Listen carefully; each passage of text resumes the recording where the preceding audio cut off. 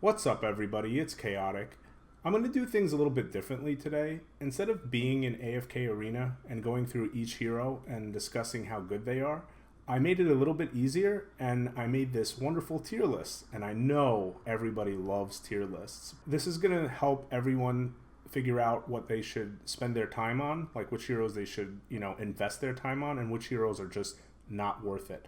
Now, this is based off of what I've found out in game so far, and what heroes I fought, and what heroes I thought were garbage. And obviously, this tier list can change. With that being said, let's start. Now, first off, we're going to discuss the Fodder Heroes. Now, these heroes' main purpose in the game is to ascend into other heroes. Now, in the beginning of the game, they're okay to level, but their main purpose is going to be to feed into other top tier heroes. You're not going to want to really waste too much time or effort on them. Now, you really don't want to take them past Elite Plus because there's just no reason to. They're not going to be that good after that. That's about it for the fodder. It's pretty straightforward. Now let's get on to the next tier. Now for this tier, the reason it's called level 160 is these heroes are okay to level to 160, and that's Legendary Plus. And the reason for this is that's their max level, but the good thing is you could feed them into heroes to make them Mythic Plus afterwards, so it's actually okay to level these heroes.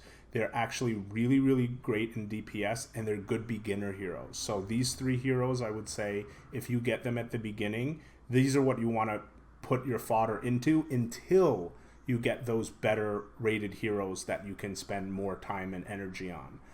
All right, so let's move on up. Now for tier 3, I consider these heroes the bottom of the barrel, and they're pretty much trash, and they're really not worth spending time on. Are they decent at the beginning? Yes, but I've used them and I'm just not impressed. Compared to other heroes, they are not worth it. They are the bottom of the barrel. If you get them, you can hold on to them, but I would not recommend actually, taking them past Elite Plus. Now for the next tier, this is where we're getting a little better. This is where the heroes are good, but they're mostly going to be good for their faction aura. So these are the heroes it's okay to level to legendary or take beyond, but they are not the top ranked heroes. They're basically, if you're running an aura, you can invest in them. Now, I do think the Light Bearers and the Wilders in this tier are going to be better than the Maulers or the Graveborn.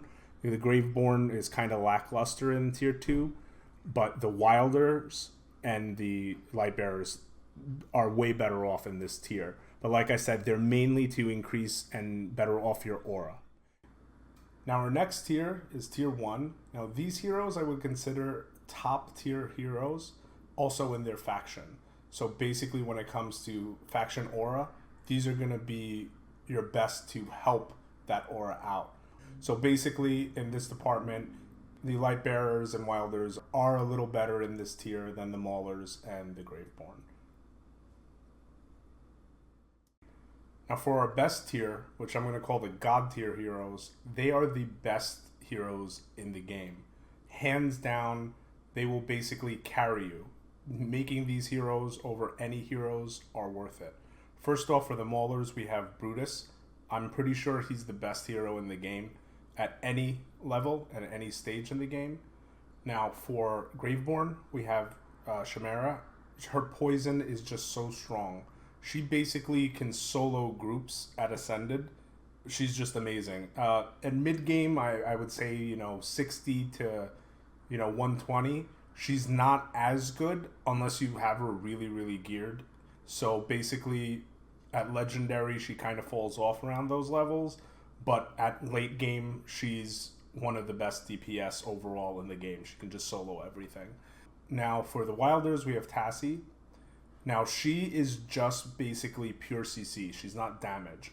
But where she lacks in the damage department, she's the best CC hero in the game.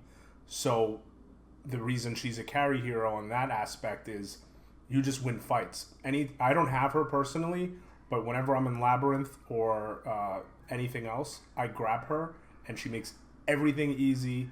So I recommend her. If you get her, take her as high as you can because she will help you, even in Auralist groups. So that's pretty much it, guys. Now I made this tier list. I can improve on it, depending on your comments and what you think, heroes should go. But overall, this is to help you guys figure out what heroes you should work on and what heroes are really not worth your time. With that being said, I'll catch you in the next one.